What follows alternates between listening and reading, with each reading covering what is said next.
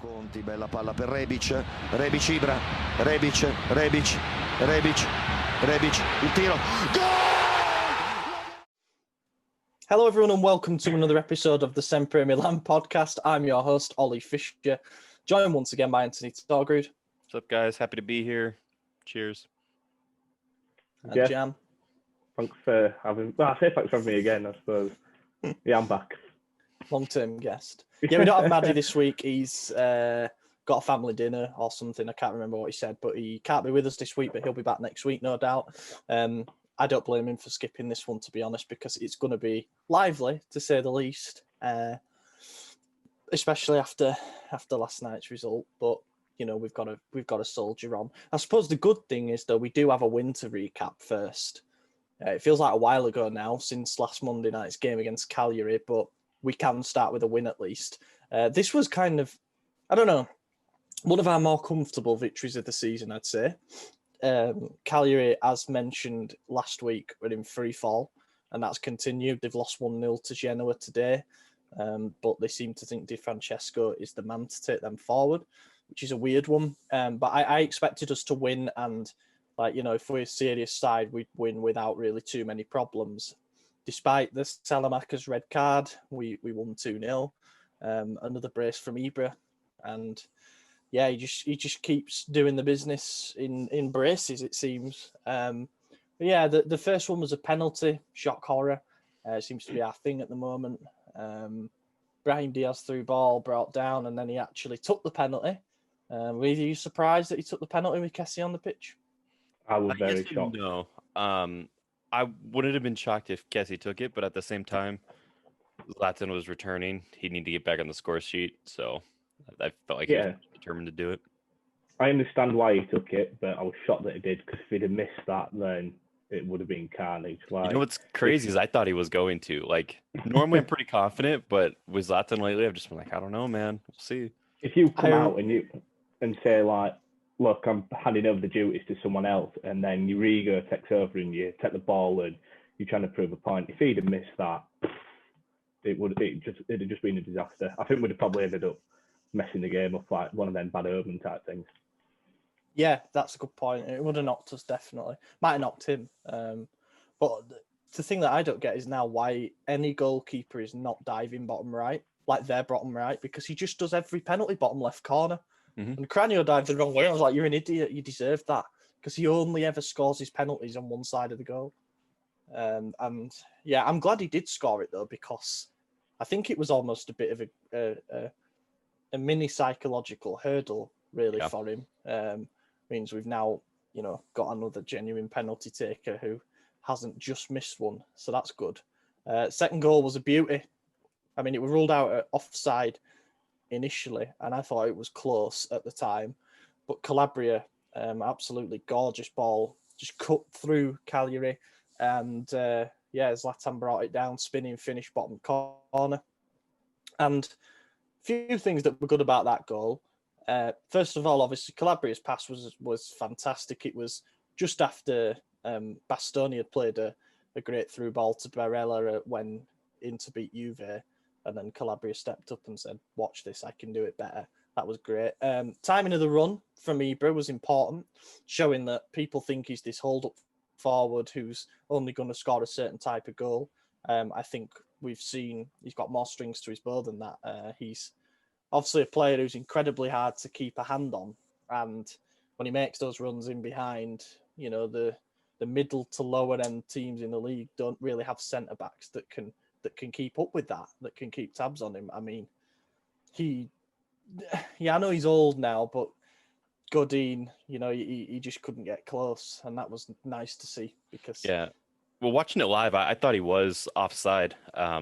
It looked like it was the fullback on the far side that kept him on, but he was definitely past the center backs. So I was like, oh, this is getting called off, bummer. And then all of a sudden it didn't. One thing I thought was weird, and maybe I'm there was a rule change or something, or I misunderstood it, but did the flag go up? Because I thought if the flag goes up, you can't do a VAR check on that. No, it went up after. It went up after, and you're allowed to at that point? Okay. I misunderstood that. The advice, because we know that it's not always stuck to, The advice is that if it's a close decision, you keep your You flag let it down, play, right? just in case, because if you flag early and it turns out Ibra was onside, but he didn't shoot because he saw the flag, whatever, then that's a big mistake. So yeah, the flag stayed down. Then it went up as soon as he scored. And then the VAR check itself was pretty quick. It was like 30 seconds. For and that's us how it watching should be Premier for Sports, the camera was on the ref. Yeah, for an offside, I mean, the VAR checks it's clear cut. It's either you are or you aren't. You know, it shouldn't take that long anyway. Sometimes it does, but it should always When be it's pretty really quick. close, yeah. Yeah. It was good. I thought, to pick out some good performers in it, I thought Kieran Romagnoli did a fantastic job. Perhaps Cagliari are struggling to score goals and they're struggling to keep them out. You know, we beat a wounded team, really. So you can't take loads of concrete positives out of the game, but I thought that Kieran Romagnoli were really good. The only downside being that Romagnoli got obviously a yellow card, which meant that he ended up missing the Atalanta game, and we'll come on to the ramifications of that in a bit. But they were good. I thought Brahim had a good game, to be honest. I thought he looked bright and lively. He seems to look good against certain types of system, and he looks good against inferior opponents. That's probably the one thing that I'll say that we've seen of him so far. But Ibra was the guy. Calabria had another very good game as well, and got an assist that his hard work recently has probably deserved. Mm-hmm. Yeah, it's almost a perfect foil from the game last night. Yeah, we'll just go in it, shall we? Because this is going to be a mess. Everyone who looked good against Cagliari looked shit against Atalanta. Sums it up. Yeah, to set the scene then, I wasn't particularly confident going into this when I predicted a draw. And I was being conservative with that because we beat Atalanta once in our 10 games prior to last night, so it's now 1-11. We haven't beaten them at home since Kaká's inspired performance in the 2013-14 season. So we knew it was going to be tough because they have been had the assist on that. Great player. Very versatile. Legend. We knew it was going to be a tough game. They are our bogey side. And they beat us 3-0. It was...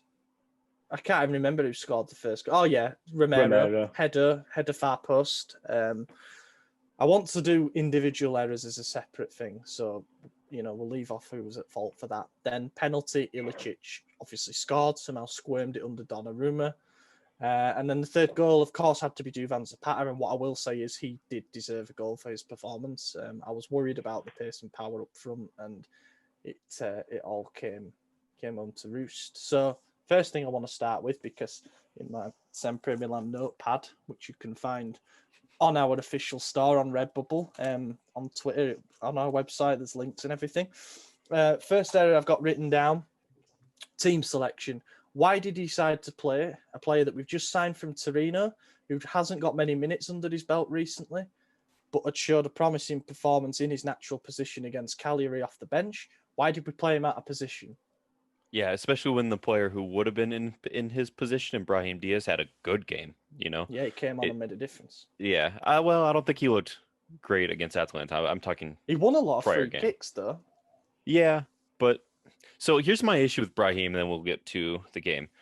It feels like his game plan and like what he thinks he has to do every possession is beat one defender and then pass the ball. And he doesn't beat that defender most of the time. That's why he's winning free kicks, because he's doing some stupid little step over shit, but then he just falls down. And it's like, okay, now you just killed all the counter. Like now they have everyone and behind the ball. I don't know.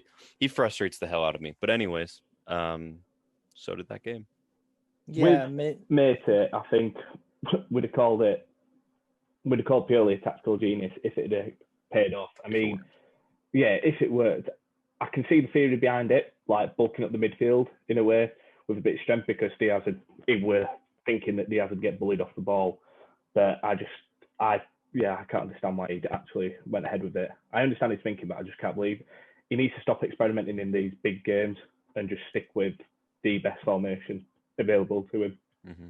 And I was shocked. To his credit, we haven't had our full force 11 in just about any game, so he has had to make a lot of changes, and it's worked out. So I could see why he thought, you know, what's one more game? We have Zlatan back, we have Teo back, like Rebic we could bring off the bench. So he had options that probably reinforce the idea that he could make a bit riskier move and then change it at halftime, which to his credit he did. But by then it was almost too late, and then it showed in the second half. It was a 45-minute experiment that went very badly, I think it would be fair to say. I voiced my concerns about it on Twitter on Friday night and got a lot of heat for it. People saying, trust Pioli because he sees these guys in training. Yeah, get that. Totally understand it. What I was saying is on paper, I didn't even really care if it had have worked semi-well. So let's say we went in at halftime 0-0, but we didn't have as much of the ball, whatever. What I didn't understand, and I still think that this is relevant, especially after the result, is why we decided that we're at home against a team that are several places below us in the league. Yeah, we're not great against them, the record shows, but we drew 1-1 against them last season with basically not a defence at home, that was. And why we decided that we were going to try and stop them instead of playing to our strengths. We've been on the front foot against pretty much every side that's come to San Siro this season. The drop point games, Roma, we were the better team and should have won. Hellas absolutely peppered the goal. Parma, again, same thing, 30-odd shots, whatever. The Juve game, even when we were very much having our selection crisis, we played some good football against a team that's 9-time champions in a row. And then Atalanta come along, having drawn their last 2 games, one of them against Genoa, who they failed to score against, then a 1-1 draw against Udinese. And we decided that we were going to sacrifice our principles and just try and stop them playing. But not only that, not only did it not work, but it actually made them play better, it seemed, because we couldn't even get the ball. We couldn't string 3 passes together. The worrying thing about this defeat for me, and I don't like overreacting after defeats. I wouldn't have done it after the Juve game. We didn't do it after the Lille game, which feels a bit similar in a way, even though it's different circumstances, is that it's the manner of it, because it's now the second time in 3 games that for me, Pioli has been absolutely outcoached by Gasperini. That first half performance from Atalanta, it was just a matter of time before they scored. And the goal that they got was no more than they deserved. We just couldn't get anything going up the other end, which meant that they were having 75% of the ball. We started strong. I mean, the first 10 minutes looked like every game of the season where we've been going strong. And it seems like that's our game plan every game now is get an early goal. And that's a great plan, obviously, but it's not going to work every single game. And then after those 10 minutes, we just shut off. It seemed like it was strange. I was optimistic. I was optimistic about this game because we now, which we didn't have before, especially when we went to Bergamo and lost 5-0, we now have a set system of 4-2-3-1 where every player knows their responsibility and their duty in that particular position that they're in. And that's massively important because Atalanta have exactly that, but with a wildly different formation in a 3-4-2-1, which is basically a 3-4-1-2 because Ilicic gets up front so much. But I thought that we had a real chance because of the formation that they play. I thought with them playing 3 centre-backs, we had plenty of chance to get into dangerous wide areas with Teo. And I thought with them basically playing 2-man midfield in front, that playing Brahim Diaz in the hole would have been absolutely perfect for that. But for getting in between the midfielders and getting in isolation with the centre-backs. And that's why I didn't get the Métis selection at all. And I think Pioli acknowledged that it was something that he was trying out and he got wrong. But it proved fatal. That's it. It's a red mark on his record without wanting to overreact because it is just one game. But it's the manner. It's worrying. And then if you thought early in the second half was going to be very important in terms of how we responded, how we came out after the break, a goal down, Atalanta again were the team that provided all the answers. The penalty was a penalty, and it came after a spell of pressure. They missed a chance just before that, and we're lucky that it wasn't more in the end. It could have been another 5-0. Duvan Zapata hit the inside of the post. Donnarumma made a good save, and yeah, I don't know. It just felt like we've been working up to this point for so long now. Of we're ready to take on a team that's meant to be tactically perfect. And we were so badly beaten that it feels quite hard to get up for the next game now. Mhm. I hope the players don't feel the same, but the next game's Inter on Tuesday night. And it's Without like, Donnarumma. Yeah, I mean, I agree, but in fairness, and I'm not one to make excuses, we had 5 key players missing when you look at it. Like, everyone can have their opinion on Salamakers, say, no, he's not good enough. He is more than good enough for the system that we play. He is vital for allowing Calabria to do the runs down the right because he drops back in. Ben and Say were missing. Tonali had a brilliant game. I think people that were saying he wasn't up to it didn't really watch the game because he played all right. He played adequately. He was decent. Çalhanoğlu was missing, who obviously key player for us. Rebic for me, again, he's the same as Salzmaker. He fits the system perfectly. It allows Teo to run, and Rebic can just drop off a bit and the link-up play they've got. Because Theo was losing possession countless times, like them stupid runs that he kept on making, run after run after run. When you realise it's not working, just pack it in, call it a day, and sit back and then attack when maybe the time's right. Don't try and make up for past mistakes. And then obviously Romagnoli, I haven't been his biggest fan this season, and I love Kalulu, but I think Kalulu's proven he's now the right back and not a centre back. His height just doesn't cut it to be independent, because I think that's 2 or 3 times now where he's been caught out with the opposition scoring a header or the ball coming in and trying to hold up the defence. But yeah, that was I mean, the worst Kalulu's thing definitely a about the goal. better option than who came on after him in Musacchio. Every single time Musacchio touched the ball, he was turned the wrong way. I mean, Ilicic had his number and embarrassed him. Made it look like it was a dad playing with the toddler. Musacchio was just so bad. He had like a really good first 3 minutes, did Musacchio, when he made one good tackle. And then it was like he forgot how to play football. Yeah, like, it was like the cheese rolling down the hill. He just kept going. Calabria went the other way in that he started really well. They tried to get Zapata in isolation with Calabria and him just use his purse to burst past. Calabria twice just put his foot on the ball and said, no, you're not getting past me. But then they kind of changed it up and we didn't really notice Calabria then for the rest of the game. And I think that's probably, Kier had a good game for me. But the first goal, Kalulu is another bad goal for him to be beaten on because the Genoa one was a set piece too. I know this wasn't, but it came from. And if you've got a man to mark, definitely make sure they don't get a free header from 6 yards out. That's probably, even if you have to foul him, I wouldn't have been, if he was just absolutely going to get to the ball, push him over. Do something. I know it would have been a penalty, but my God. I think he did make a few tactical fouls, to be fair, later on in the game before his injury, but really, it was not good for us that Ilicic is back and firing, No, he dominated the game. I mean, he was the star player that whole game. Like, I know Duvan Zapata, ran rampant and deserved his goal, but Ilicic was the star man. I think that was the problem, and that's the difference why we got a draw in the last time versus a defeat in this one. I mean, he destroyed us. I bet if he was in, they would have beat PSG in the Champions League last year too.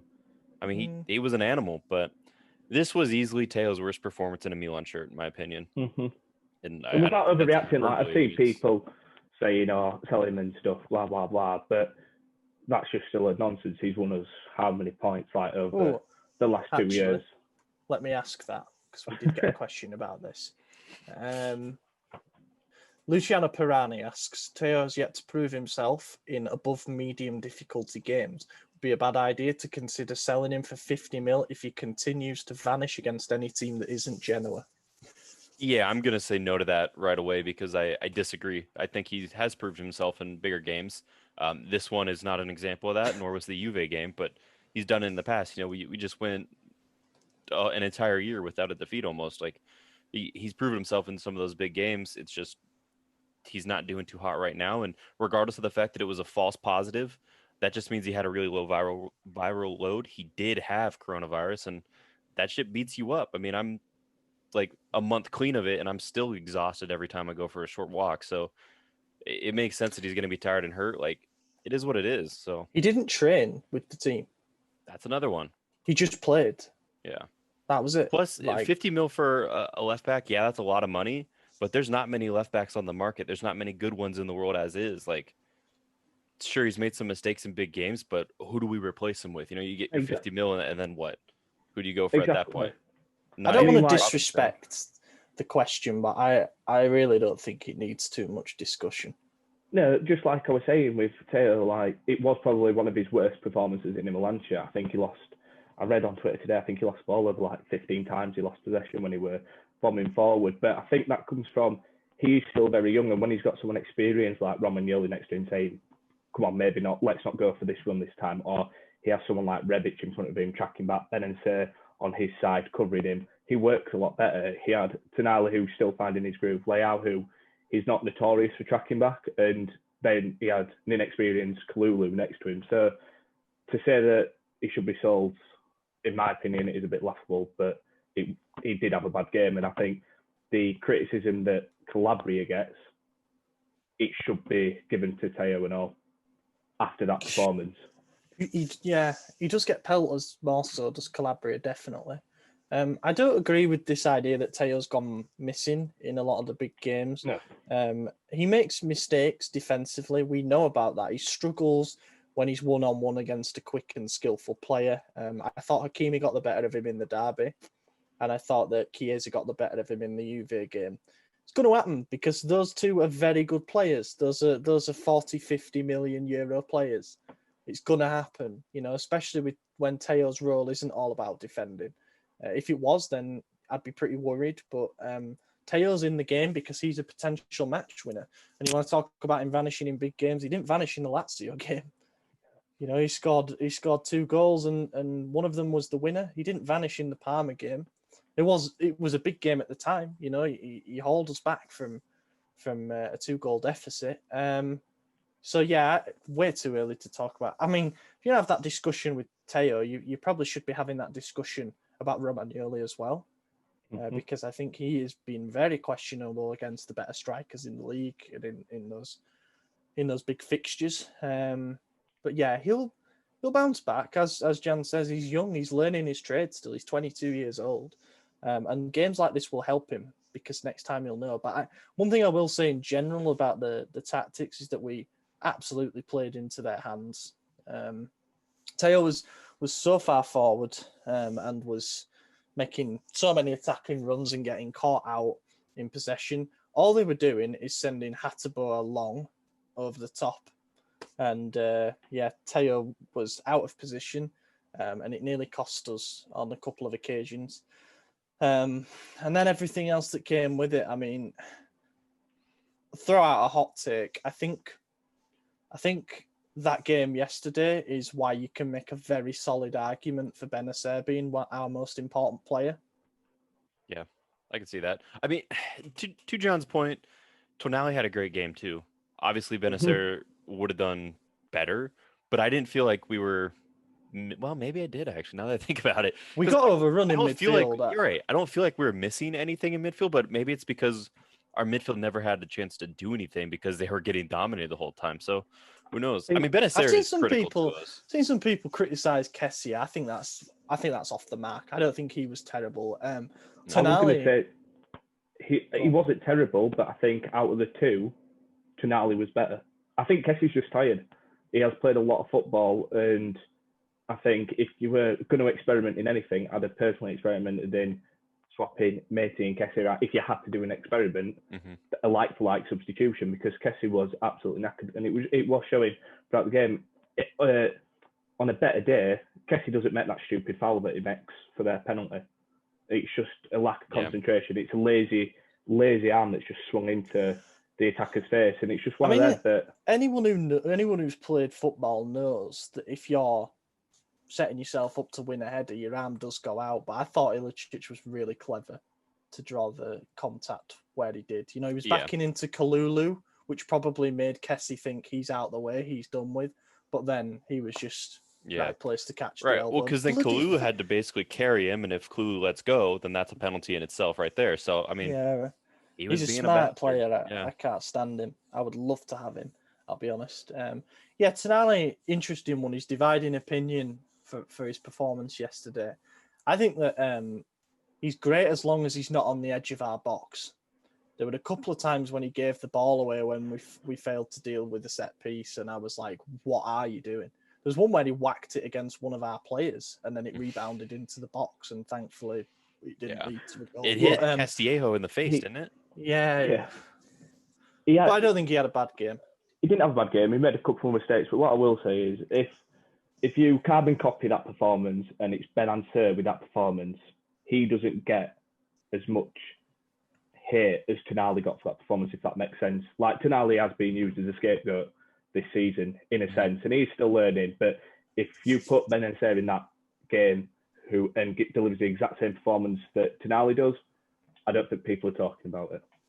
20 years old, is Tonali. Like, he's had one full season in the top flight, and it was for the shit team.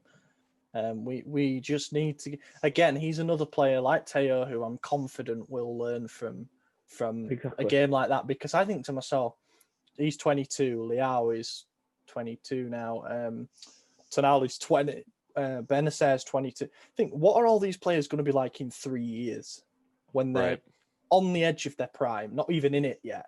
When they're on the edge of the prime, they're going to be scary good. But yeah, I think I was just having to look at Atalanta's lineup to try and remember who it was But their midfielders, De Roon and Freuler, why do they get talked about more? They absolutely ran the show against us. De Roon is always getting talked to. At least I think so. Yeah, but isn't he like? I just seem to remember him being a wing back, and now he's playing. I thought in he's midfield. always done great. And I then didn't like his dumb tweet. I couldn't believe, by the way, that they could bring Luis Muriel off the bench with 10 minutes to go. I was scared at that point. Yeah, me too. I was like, oh, it's over. Like, we were down 3-0 at that point. It was already over, but I thought, here we go, 5-0 again. Of course, the last. As daft as it sounds, when we were 3-0 down, I was still thinking, this Milan team can actually, like, there was something in the back of me thinking, we'll come back from this. That's why I wasn't getting too mad. And then when we were down 1-0, I thought we could win this. When we were down 2-0, I was like, we've come back from this position twice. When we were down 3-0, I was like, nah. There was just something back of me thinking, we're going to do this. But no, obviously we didn't. To be fair, and we should talk about this, Mandzukic, his first touch of the game was a shot on target. Yeah, and I'm surprised. I don't want to be that guy, but his first touch of the game should have been a goal. There's no excuse for him not scoring that. It got saved. But he should have scored. That's good goalkeeping. He hit it straight at him. There's only so much you could do. I mean, the goal's here. If you shoot anywhere in there, it's going to be a goal unless it gets saved. It's not his fault. Probably shoot not at the keeper. That would be It was close range. Well, it was inside the box. It was first time, and it was after... who was 6 months of not screaming? playing. Kessie had gone down screaming for a penalty, so that might have been a bit distracting. So yeah, but anyway, I thought he looked came good, right. Yeah, and it did give us an extra boost. I think him and Zlatan together do make a good pairing. I mean, obviously we didn't get to see a whole lot, but it helped that Mandzukic is faster and able to drop back more. It allows Zebra to stay up top and not have to drop back, and then the link up's going to be there real soon. I don't know. I think it's going to be a nice, formidable pairing. It might not start most games, but I think late game, bring him on the hour mark, it's going to work. I think it's going to take a while for him to get match fit, because I was watching him towards the end yesterday and he was blowing. Like, he looked I was surprised. knackered. I was surprised he got 20 minutes. I didn't think he was 20 minutes fit. No. Not in a game where we were pushing to score that one to make it 2-1. Like, at that point, you got to throw someone on, though. You're like, this is the attacker I have. I suppose. And then Rebic came on and just... If we were winning that game, he wouldn't have played at all. The one bit that I don't understand, but I do get it because he hadn't had a training session, but to speed up the Tomori deal the way that we did, like, we rushed it and we'd made him have his medicals in London, we'd already deposited the contract before he landed, and then to bring Musacchio, that's potentially going at the end of this month, if not in 6 months, it's not part of the plans to bring him on. I didn't really understand it. I agree. I get it. Stupid. He hadn't trained with the team. I get that bit, but to speed it up the way that we did, like rush everything, it just wasn't needed. I think we did that because we only had one centre back. No communication. I mean, I don't think he speaks any language that the rest of the players speak. I think Tomori, without being able to talk to anyone, without knowing the game plan, is going to be 10 times better than Musacchio with experience on our team. I mean, that dude sucks. And why we brought him on, it blows my mind. He should never. The only reason he got called up is because we don't have anyone else. He's not in the plans at all. He's not even a reserve player. Tomori, though. We needed Tomori because if Musacchio had gone down, we wouldn't have had anybody. But yeah, I agree. We shouldn't have. It should have It's been gonna be more 10 instead of times the play. Musacchio. One more thing from the Atalanta game, just to talk about before we move on to the previews. Cameras picked up towards the end of the game. Zapata was chirping Ibra because he went down. Zapata said, "You're looking for that 13th penalty," and Ibra replied, "You think you're a big man? I've scored more goals in my career than you've got appearances." What do you think? Too far, or just funny, or I think Well, it's fuck just him. a bit of. He's got a lot of hate for it. I don't know why. It's just banter. Like if you went down to the Sunday League in Yorkshire somewhere near us, like that's the kind of stuff that just gets thrown about. But I just think it's a bit. I get why Zapata said it, but you've just had a penalty. Do you know what I mean? Like they've just scored from a penalty, so. Yeah, well, and I think that's one thing that people don't take into consideration. We don't have fans in the stadiums right now outside of fucking Fortnite cardboards, but that was you're what gonna was the pick problem. up. That was the problem, but you're gonna pick up a lot of things that you normally wouldn't. There's not a professional match that goes by where there's not some sort of shit talking on the field.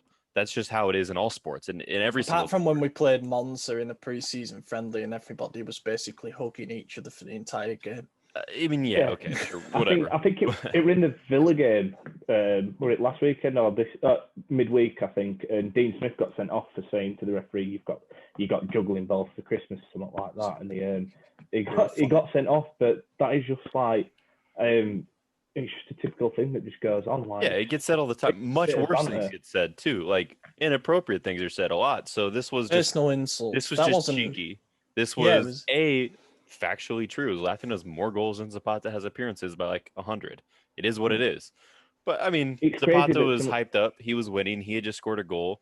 Like he's gonna be chirping, and Zlatan's gonna chirp back because that's not a guy you could push over. You know. It's crazy that this is causing like a bit more of an outrage than if Zlatan had just said a racial abuse. And do you know what I mean? It's just crazy. Yeah, a bit of friendly banter is going, and it is all it is. It's just banter. It's competitive. I bet Zapata. I didn't see Zapata's exact reaction, but I bet he laughed. I bet he thought it was quite funny. Probably. There's no way you can get offended by that kind of thing, you know. Well, I mean, it's a quick, witty, accurate remark to make in the situation like that too. Like, and Ibra's got like 12 years on Zapata, so you know, it's just one of them. He's got time. Do you know what I mean? Yeah, let's move on. That was a nightmare. Atalanta doing us again. Hopefully we get revenge on them later in the season because I'm becoming very, very sick of them beating us, to be totally honest. Especially when the course of this season has shown that they haven't been at the same level as us. To get beaten like that isn't good. Winter champs. So 2 games to preview. Yeah, winter champs. We are actually, because Inter battled it against Udinese. Now, people say we don't deserve to be top. We went to Udinese and won 2-1. Inter draw 0-0. So it's like, you know, people can say that we don't deserve to be top, but 19 games we beat Inter. We are top. We've performed better than every other team in the league this season. So it's unquestionable. It does my head in, and yeah.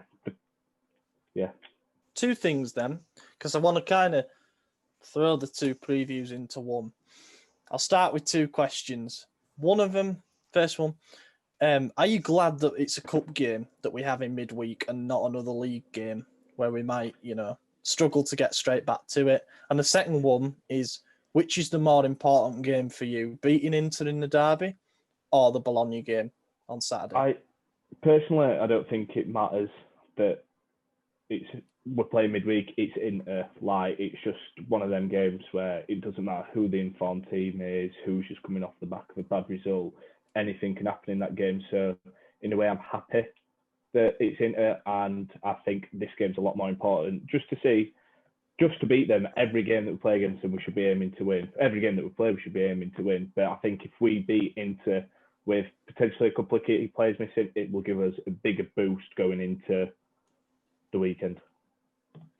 Yeah, I don't really care about this game.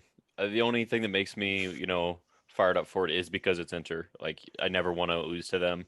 But I think we're going to, just without Donnarumma. I don't have enough faith in Tatarusanu to keep out Lautaro or Lukaku or anyone, really. If they play. The rumour is that we're going to potentially change 9 players. So that, to me, says what Pioli thinks of this game. Yeah.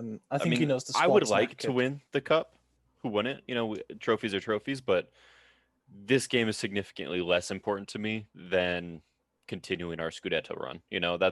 That's the most important thing.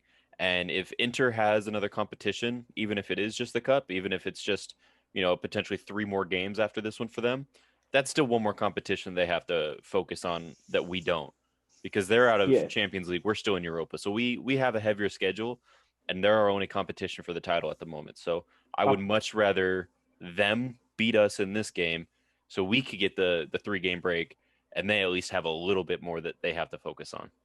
I get that, because if we go through, like you said, we've already got a hectic February schedule, and that'll add another 2 games into it, because I believe both against Juventus as well, most likely. Juve, I don't... Are against it.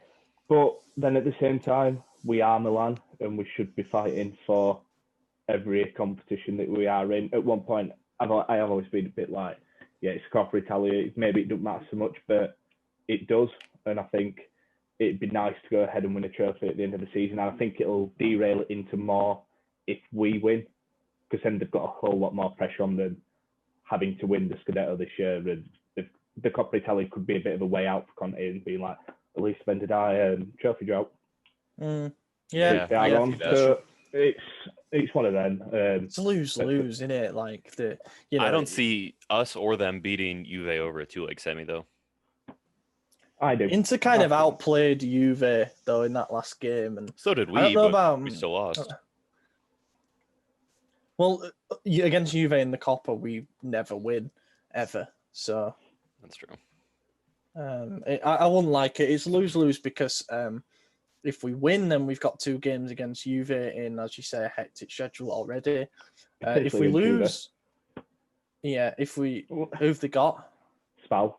Not that they're going to lose then. And if we lose, then we've lost to Inter. Yeah. And their fans, you know what they're like, will be saying it's 1-1 for the season now.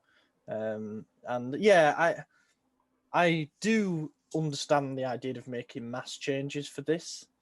But at the same time, I think it's important that some of our rusty key players get minutes against a quality opponent. So more, for example, I would start Teo. I think it's silly making too many changes, because when you've just lost 3-0 to a rival for the Champions League spots, there's going to be players out there that will be wanting to prove a point. For example, Teo, he did have a bad game. He'll want to prove a point. Tonali, who had a good game, will want to prove a point that, my performances have been decent recently. Brahim will want to prove a point. Castiel, I suppose, in a way, will want to prove a point because he vanished in the Atalanta game. Ibra will want to prove a point. There's so many players that will be wanting to prove points. Well, I think I think our back line is basically going to be the same, except Tomori over Kalulu because he's injured, and Dalot over Calabria. But I think Kier's going to stay simply because Musacchio is never getting a start for this club again. Teo has to stay. I mean, who else is going to be there? Tatarushana is going to be another change. Midfield's probably going to be Mete and Tonali, I would guess, or Krunic is back. It might be him. Benacer's not back yet, so yeah. Castillejo has to stay. Who's going to play over him if Salamakers is back? He just had a suspension, so he might start. I think he'll start. That would be beneficial. Will start. Mandzukic will probably start, honestly. Do you think? I mean, I know he's not a full 90, probably not even a full 60, but I think what we'll do... Is Zlatan fit enough to go back-to-back starts in 3 days? So if I was to name a predicted 11, I would say that Brahim will be the playmaker. Yeah. I think we'll play Rebic on the left and Rafa up front. I think that we'll go Saleh, Brahim, Rebic, Ibra, and then bring Leao on. I could live with that if Ibra got us into a good position. I think Ibra will want to start, but that Bologna game is very big. To answer that question, I always think that a game against Inter in any competition, but especially a knockout game, is more important than pretty much all league games. But the situation we found ourselves in is that we absolutely have to take 9 points out of 9 before that return derby. If we weren't in first, if Inter wasn't 2 points behind us in second, I would say the cup game's more important. But I didn't think we'd be this spot. 19 games played. It's a mental battle, and if we lose it against Inter, I don't think it'll derail us, but our heads will drop, and it's not fair. I don't like the media. If we make 9 changes and you've got your squad rotation who we're going to need throughout this whole season, yeah, it won't be fair on them if they get absolutely pounded by a full strength Inter team. Like, it's going to be bad for their. I don't think Inter will play a full mentality. strength team either. I'll be totally honest. And also, they won't have a coaching staff because Conte's decided to lose his head again. Whether that's a big deal, I mean, we saw with Bonniera that it wasn't a big deal not having our head coach, but they won't have any of their coaches, so that's going to be really weird. I don't know how. I don't know They're what going to pick the happens. starting lineup. They're going to have the captain and the co-captain just pick teams like it's a Yeah, schoolyard, yeah. and then that's who's going to go out, make Yeah. up a formation. Will he be there though? Because Castillejo would be last. has he actually got a suspension from all Italian games, or is it just the league? I think it's overarching. It's two separate competitions. Yeah. I don't know. We'll find out because the judgment hasn't been made yet. But I thought punishment in cup games is only for cup games. The punishment outside in league games covers cup as well. I thought you could serve league games league bans in the cup, but I don't know. I don't know. So is that the case? Donnarumma had been missing for the game after That's the true. Torino No. match. If you that's get for a the cup cup, suspension, it stays in the cup. But if you get a league suspension, it could cover the cup. And then, like Daniel Maldini got a Primavera Coppa Italia suspension that carried over into the. We'll see. Obviously, there's a ruling to be made yet. Conte might not even get anything. It might turn out that it was all a joke. Whatever. I don't know. But yeah, that'll be. I think Inter will rotate too. And I think, but then Inter rotating, you still got Alexis Sanchez up front. Don't like Darmian, if he's not injured. Vecino maybe, who always scores against us. It'll be the back three. If the back three stays pretty much the same for Inter, then I struggle to see us scoring more than them. But if they make changes in their back three, then who knows? If like Kolarov starts, for example, we know that he's had disaster class after disaster class. So worst case, when do we play Bologna? What day? Saturday, right?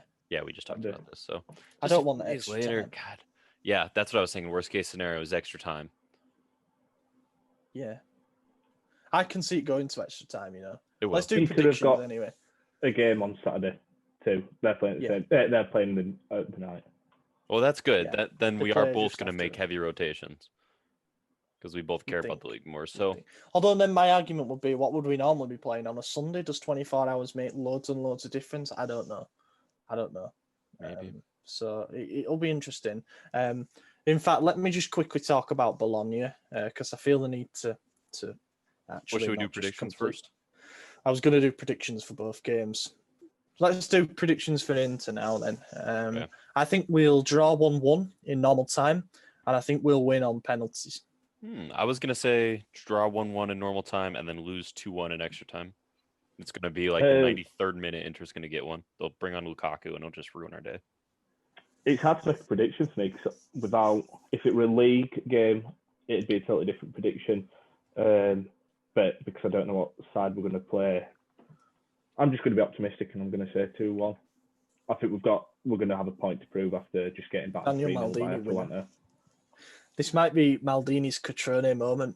He scores a winner in extra time. Oh no, yeah, we're extra time. 2-1 layout double. I'm going to be brave. Nice. Right, so Bologna, weird season. We were talking before the podcast about Ismailovic's job under pressure. It never gets talked about really, but Bologna have won once in their last 11 games in the league. They are a bit like Cagliari. They had a semi-decent start to the season, won 4 of their first 9 games, which had them comfortably mid-table, in fact, just inside the top half. But now they're sliding. They drew 5 games in a row, lost 2-0 at Genoa, which was not good, lost 2-0 at Juve today. Before that, they beat Hellas Verona.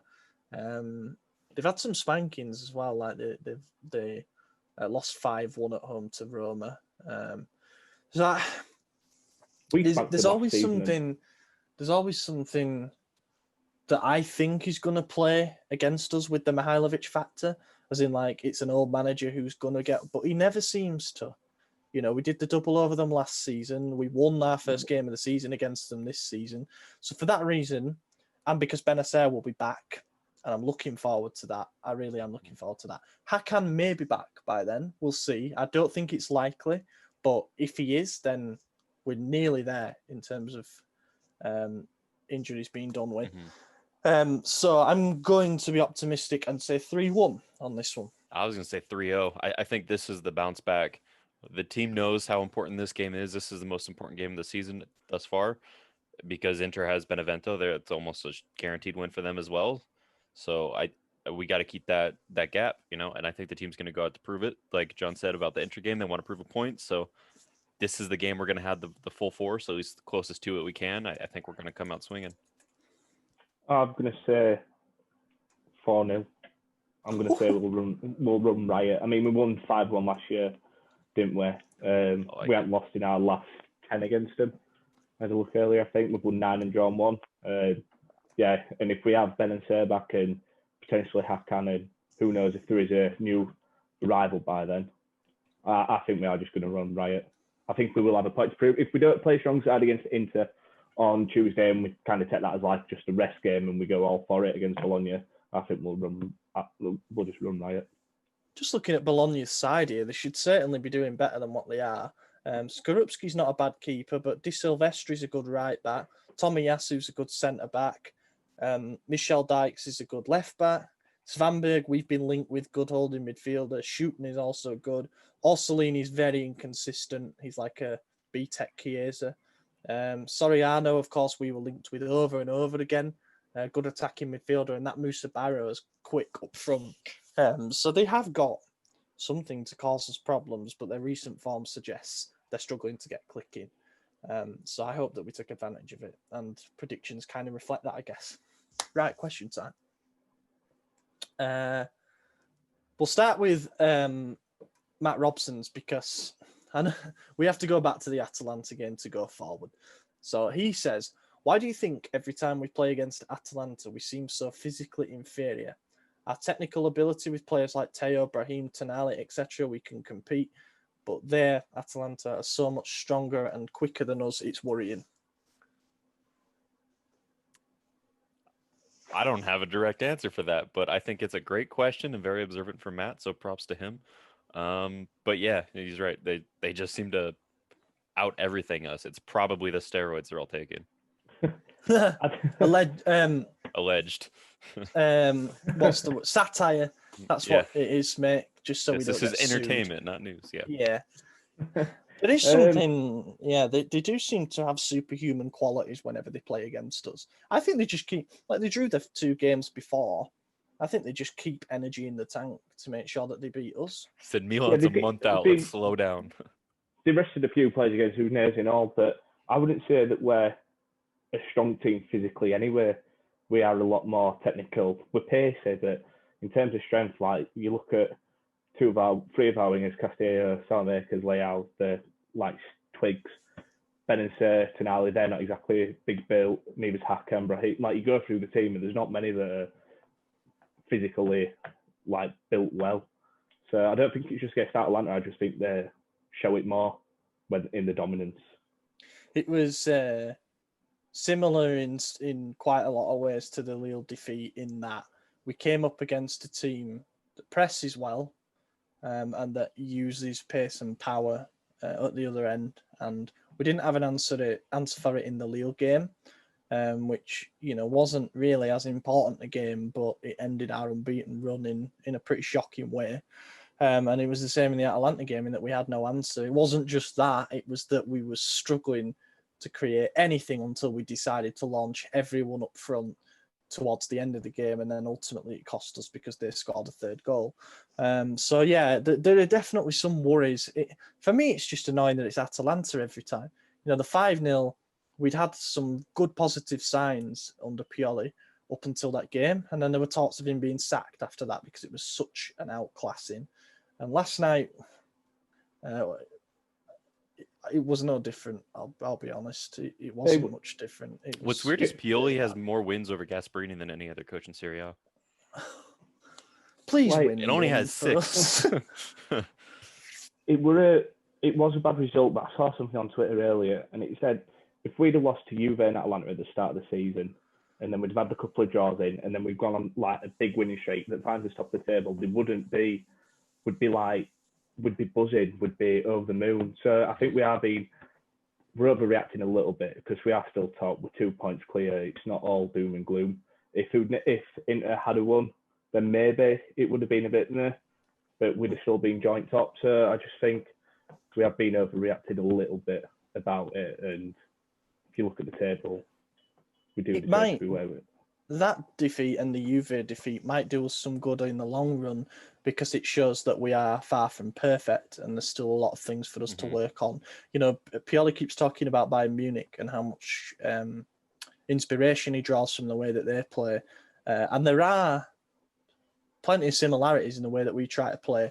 Obviously, we don't have anywhere near as good a squad as what they do at the moment anyway. You know, it might grow into that. But in terms of the way that we play and the way that we set up against certain teams, we do need to be, I guess, a bit more flexible. Yeah. He tried to change it with the Mete thing. I think he'll learn with every mistake that he makes. That's what we've seen from Pioli as a coach. If this now means we go on a 20-game unbeaten run or something, it's like that stood us in good stead. You know, it's important how we bounce back and how we learn from each defeat. Yeah. Well, remember, I mean, both those games are still first half of the season games. You know, we're in part 2 now, so job's not done. Like there's no reason to be happy or mad. You know, we have 19 games left to play, so it's now we got to look at our past results. How do we improve on those? You know, games we obviously need to improve in, the 2 we just lost, but the other ones, the Roma game we really should have won.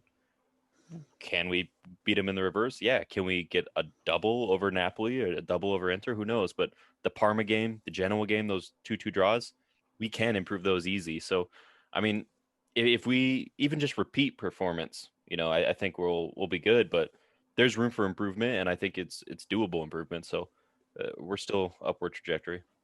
Yeah, I mean, I think if you look at it, that we've had our injury crisis and most of our squad have already had COVID.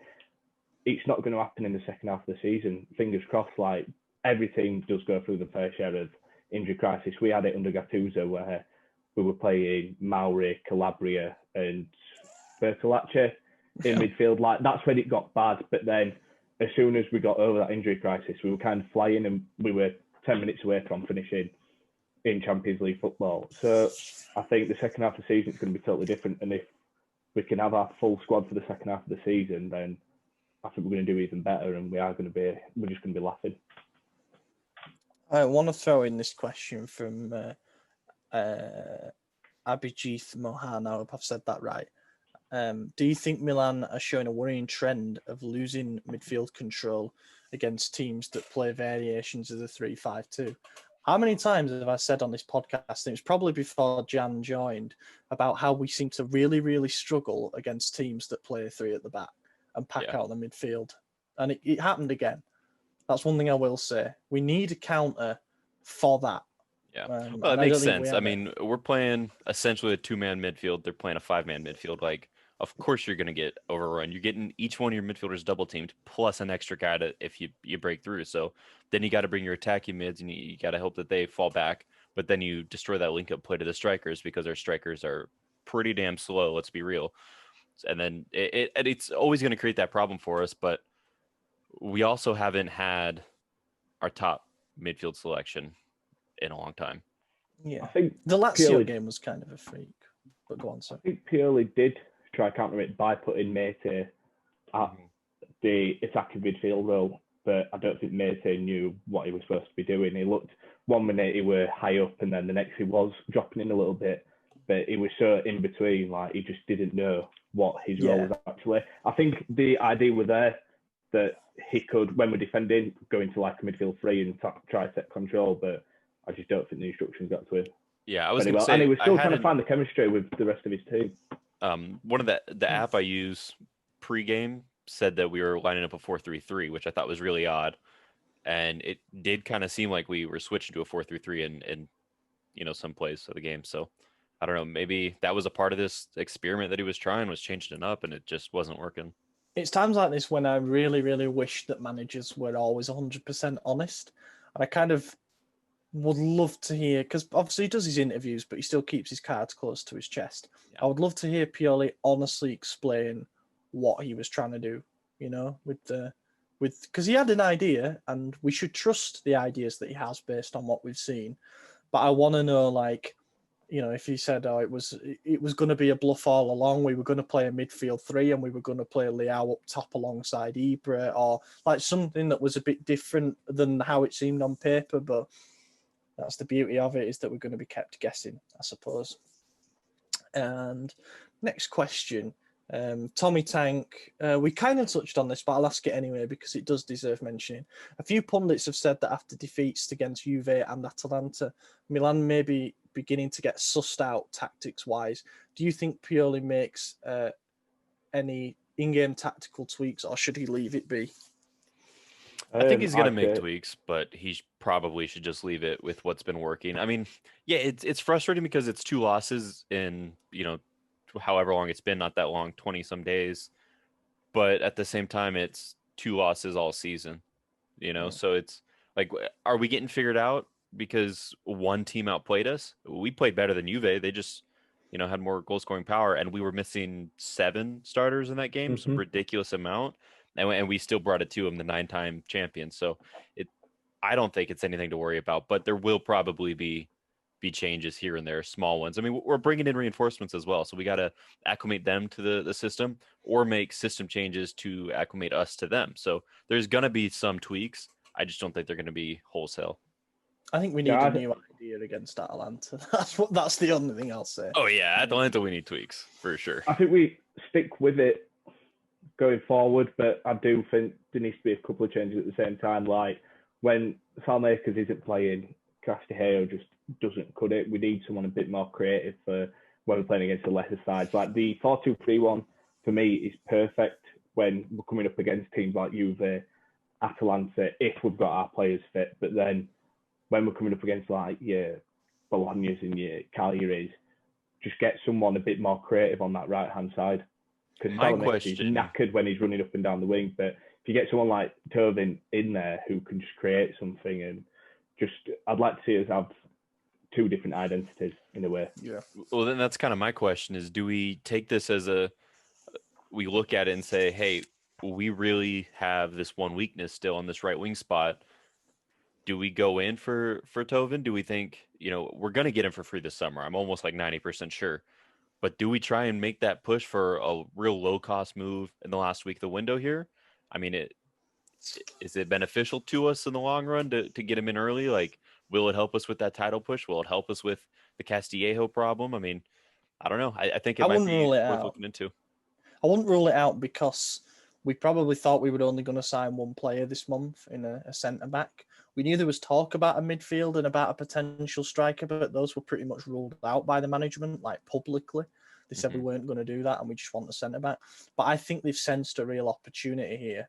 And I think, again, that game may be a blessing because it's shown another massive flaw in that if we don't have Salamakers, we have absolutely nothing on that right side. And you can just see that Calabria doesn't have the same chemistry with Castillejo, despite the fact that he's been here for so much longer. And that should be a worry, because I don't think Samu knows what he should be doing yet. I don't know if there's a better position for him. I just think this in his league. I think the best position for Samu would be janitor. Just get him off the pitch, man. January exit. January. No, I don't think Talvin will come unless we get an offer for Samu. But I don't know. I won't rule anything out because, as I say, I think we've seen this as a real opportunity to go out and strengthen and try for the title because none of the other clubs can, whereas we've kind of got the money to do so. Right. Tick Size asks, if we don't win the title, who would you want to win it? Ooh, probably Juve, to be honest. I mean, I don't want Inter to get 19 before us. I never want them to win a title. And I don't know if I want anyone else to be like, we're the team that, ended Juve's title reign. I'd rather Juve continue because Juve winning sucks, but we're used to it. It's not that big of a deal. And you could always just say, oh, well, they paid the refs. It's disregard. If anyone, Napoli just for Gattuso. That's the only. I just can't bear. I hate seeing us not win titles. I absolutely hate most of the other teams in our league. Cagliari Times high like up this there, win it. that- Benevento, actually. Cagliari. Benevento. I want Benevento to win it if it's not us. I would love that. I think that'd be sick. If Milan don't win the title, I'll be hoping Brescia do win it in Serie B. That'll be it Monza. for me because I like Brescia. That's it, really. I don't know. I think if I really had to pick somebody else, it would have to be Lazio. I felt that way last season, but not this season. Well, Roma and Napoli unbearable. They really are. They are. Both of them have this weird superiority complex at the moment, and it's like But really just over each other, which is the funny part because they're pretty equal.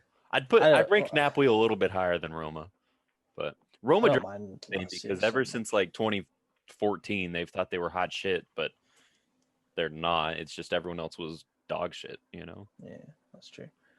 Yeah, if it were out of Juve or Inter, Juve definitely, because Inter going one above us is certainly more than Juve going 19 ahead of us, whatever it would be. I think I'd rather Inter win it.